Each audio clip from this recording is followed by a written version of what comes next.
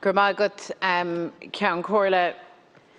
Friday is World Autism Day, and this marks a moment where we should be focused on raising awareness of the challenges faced with those on the autistic spectrum, and indeed discussing how best to support them.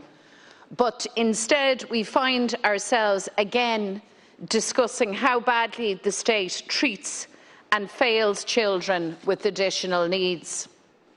Yesterday, we heard the harrowing story of a 7-year-old called Lexi Ford.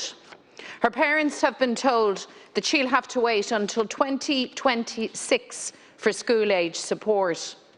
And they've said that they've been left crying and literally begging for services for their daughter. Lexi's story is not unique, and it comes on the back of shocking revelations that the Department of Health was compiling dossiers on children with autism and their families involved in legal actions against the state. It's important to understand that the legal actions being taken were around the state's failure to provide these children with vital supports and services. And so the state sets out to gather information that could be used to exert pressure, to damage reputations, to stall and to silence these families. On the very day that the RTE Investigates programme aired, families were in front of the High Court. They were in front of the High Court fighting for their children's right to a school place. The truth is that the state makes families of a loved one with special needs feel like a nuisance when they look for support. They face a closed door.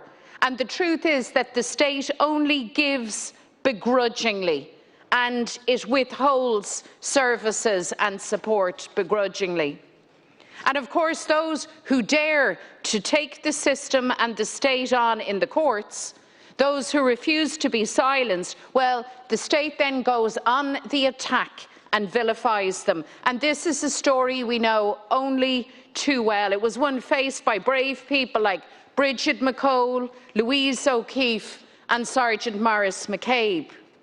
The fact that this malicious behaviour on the part of this state now extends to the collection of data on the families of children with autism is scandalous and it is shameful, Taoiseach. Inclusion Ireland, the Disability Federation of Ireland have all condemned this practice. The Children's Ombudsman expresses deep anger at how the state was treating those who he described as some of our most vulnerable children. However, the Secretary-General of the Department of Health has sought to defend these practices. He says they acted within the law, and the HSE goes so far as to describe these practices as normal. Their word, not mine. I think it's very alarming that they don't get that the real scandal is that these practices were happening at all, lawful or not. It was deeply unethical, and I do not believe that this government or the state has the consent or the support of citizens and taxpayers to attack families and vulnerable young people in this way. So, Taoiseach, can I ask you, were these practices underway when you were the Minister for Health? Can I ask you to confirm whether these practices continue today as we meet? Can I ask you what steps have been taken to make full disclosure to the families on whom these dossiers were compiled and kept? And can you ask me directly those three very direct questions? Thank you, Deputy McDonald. Taoiseach, please. First of all, I want to state unequivocally that the government that I lead is a government that sees as its fundamental objective the advocacy for children, providing services for children in education and in health in the most comprehensive way possible. All my political life, I have fought for children with special needs in whatever capacity I've served in, and I don't intend to change now.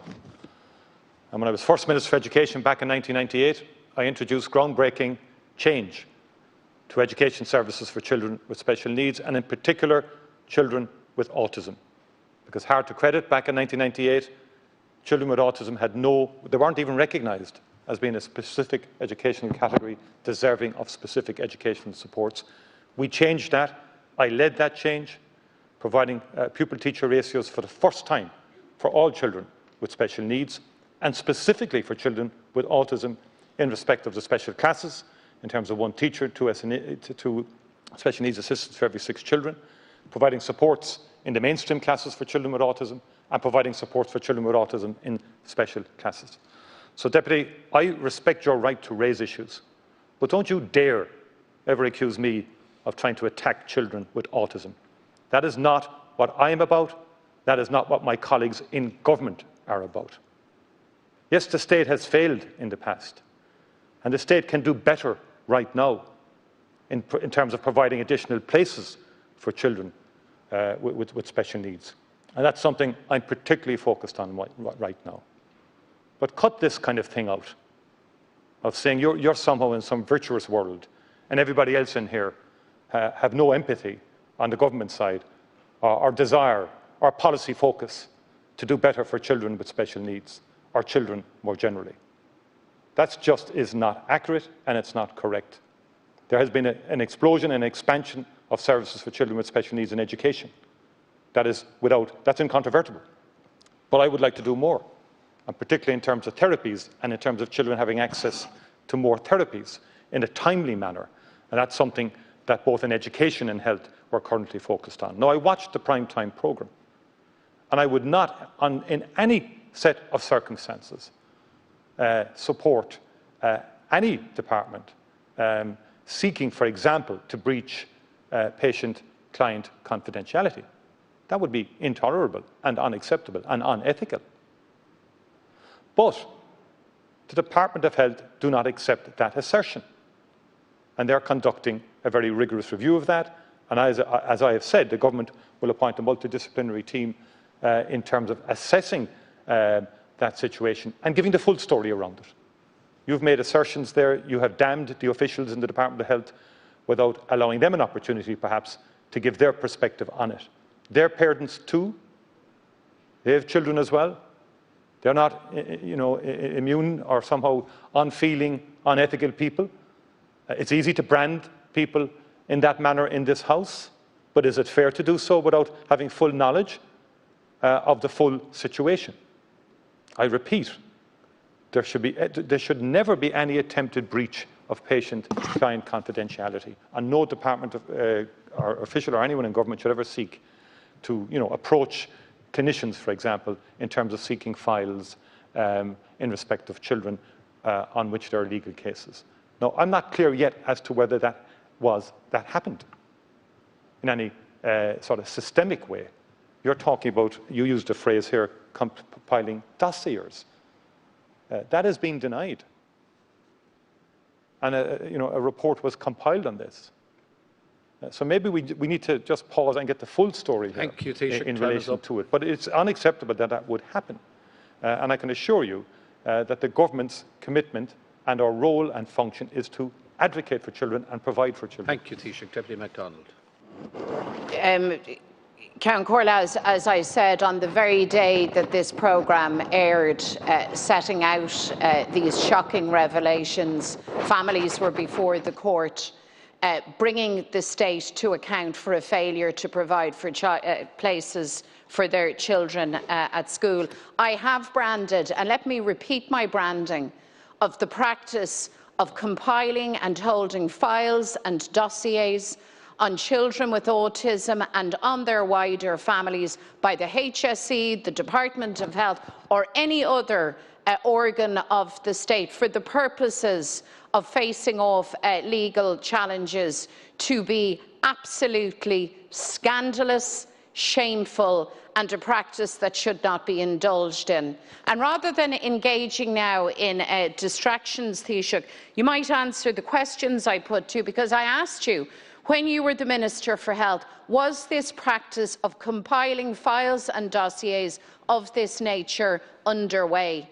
I've asked you also to confirm or deny that this practice continues as we meet here today. And I have also asked you to confirm whether or not the families on whom these dossiers and files were held, whether or not that has been disclosed to these families at this stage. And Ceann Comhairle, the Taoiseach relies heavily on the review, the report that he cites. Can you confirm that?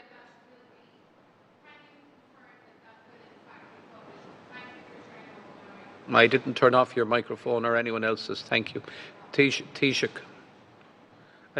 Could I first of all say, in relation to Lexi Ford, the child that you referenced earlier, will not have to wait until 2026.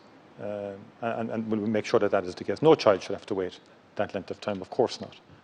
And I don't want to comment on specific individual circumstances, but it was raised, and we'll see to it that that doesn't arise in that case. And the allegations made in the primetime programme are being taken very seriously. And no, there's no practice. There wasn't a practice when I was a Minister for Health in terms of deliberately going out either to authorise the collection of data in respect of individuals or children or in families.